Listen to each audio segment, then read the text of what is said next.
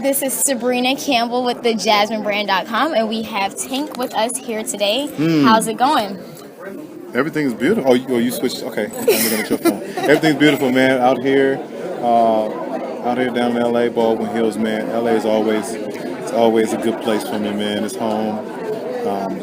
I'm here as much as I can be. You know, the road is crazy. So just getting back off the TGT tour. We just did promo. Album just dropped this past Tuesday. We're looking to shock the world with this good R&B, man. So I just came out today just to do the same. So first, I have to ask, how's your good friend Tyrese doing? We all saw what happened, with his collapse. We're thinking his exhaustion. So can you tell us a little bit about that? All I can really say on that is that he's doing better. Mm-hmm. He's doing better, and we'll leave it at that. Okay. So what were your thoughts when you first saw him go down? I don't want to totally speak on it. So. Has something like that ever happened to you? To me? Yeah. No. No, not to me. All right, so we're just going to leave it at that. Yeah. Okay, so who is the mastermind behind TGT? Me and Genuine actually. I used to sing. We were on a play, and I was singing backgrounds for him every night when he did Pony. I just sing my part. I'm so used to singing my part on Pony. Some of my favorite songs, and so every time we get off stage, like, man, we should do a group. Like, we should just make a group and do this every night. He's like, yeah, we should. And one night we just got real serious about it. Let's do a group. He's like, I'm with it. So we was like, who else can we put in the group? And he was like, Tyrese. So it's called Tyrese. And of course, we all been friends for over 10 years. So it was a no-brainer as far as, that part of it. I mean, we all worked together. I worked on Tyrese's last 4 albums, worked on Genuine, started my R&B career with Genuine. That's when he was one of my mentors. So it was easy, really easy. It didn't happen when we wanted it to happen back in '98. So you tried this before, yeah. 2007 is when we tried it. We released a remix to my single "Please Don't Go," and we booked like 6 shows and they all sold out in like an hour. I bet. And so it was just the craziest thing, And so we thought we were on our way somewhere, but we were all still signed to our individual contracts. So there wasn't much we could do. So it's been 5 years in the making, and it's been worth the wait because now I think that because of where R&B is and where R&B isn't. It was a perfect time for TGT. So, I know you said you've tried it in the past about 5 years ago. So what do you see, what do you think is the big difference now with the response that you're getting as opposed to 5 years ago? Well, I think 5 years ago, it was just cool to do. We were all 3 superstars, you know what I mean? Rocking shows, putting songs together. And it was just, it would have just been another show, another album to mix in with all the other albums that were coming out at the time. Because people were still trying to get on the R&B tip. But I think now that R&B has taken such a drop in sales, in radio play, in just presence period, that TGT now means more to the R&B community as a whole. What we're trying to do with this album is we're trying to reignite the passion and the desire for true R&B. People want to hear it. It's just not being given to them. And people want to sing it. They want to produce it. They want to write it. But they don't feel like they're really going to make money doing it. You know what I mean? You gotta eat at the end of the day. So when TGT is successful, it's going to make labels say, you know what, we need to pour more money into R&B. We need to do more marketing-wise. Advertisements and marketing, you know what I'm saying? They say we need to do more sponsorships and things like that with R&B artists, you know what I mean? And so the timing is great now. God does everything for a reason. So it didn't happen then because it wasn't really needed then. It would just been a cool thing to do. But now it's needed.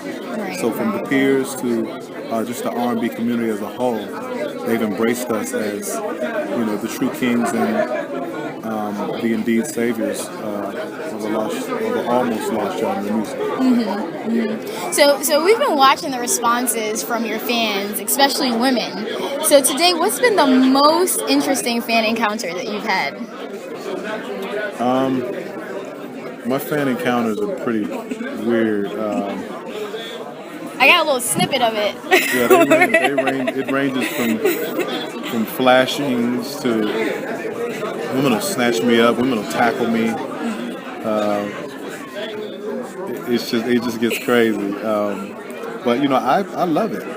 I applaud it all. You know what I mean?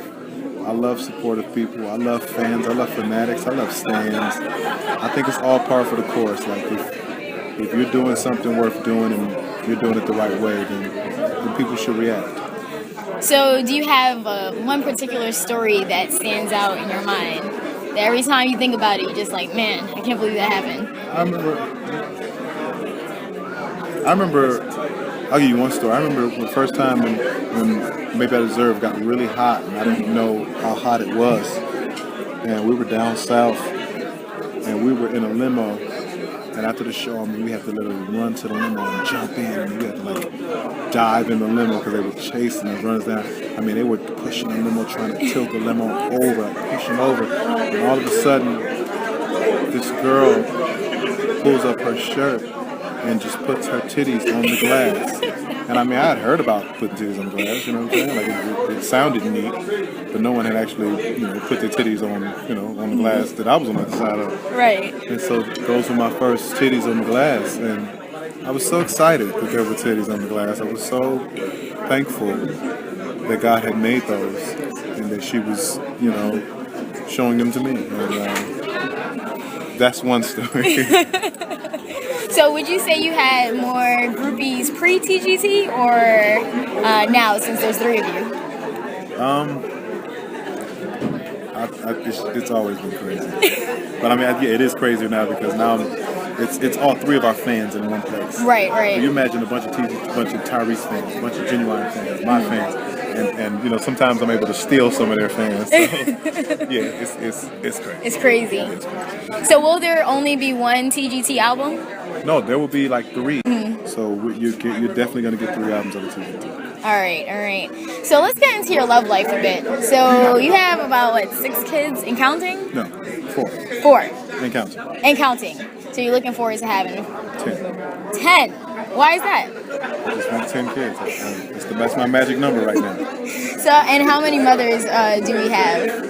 We got a couple. We got 3 right now, I want to get married and do it the right way. Married again, do it the right way. Maybe have 3 more, adopt 3. I love kids. I think the next generation is what's most important. We've had our chance to make our choices and lead our lives, and now it's time to influence the next generation and give them the right understanding and pour the knowledge into them so that, prayerfully, they can make this place a better place or survive in whatever kind of place it's going to become. Right. So a while ago, we saw you beefing with one of your baby mamas, and we just want to know, is everything all right now, or? Oh, no beef. It's definitely all love. I think at the end of the day, everybody just wants what's best for the children. Right. And sometimes people go about it different ways, and sometimes it gets out of hand. But I have nothing but love and respect for the mother of my children. Okay, and so off the baby mama tip, so you're single, right? Yes. All right. So if a woman is attracted to you, what's the best way for her to get your attention? To have pretty feet and to be able to cook. Okay, and that's it. That's it. All right. So are you a boob man or a booty man? Booty? Actually, but you were just talking about the breast. More legs. Legs? I can sacrifice a little booty for legs. I love legs and feet. Legs and feet. Woo. Hallelujah. Okay, so I have one last question. So we all saw Kendrick Lamar's little record towards the rappers out there nowadays. What do you, if you had to do it on the R&B arena, who would you call out? I think we've already done it. We've done it without saying it. We don't have to call out R&B artists because there's not a lot of real R&B artists out. So for us, it's not really, we don't have to say any names. We just lead by example. And that's call out enough. Like when you see some of these singers' albums start to shift some of their musicianship start to change up. You know what I mean? Some of their content, you know, starts turning into more quality content. You know that was us. Right. Three Kings. Three Kings. All right. Well, thank you. Thank you so much for interviewing with us today.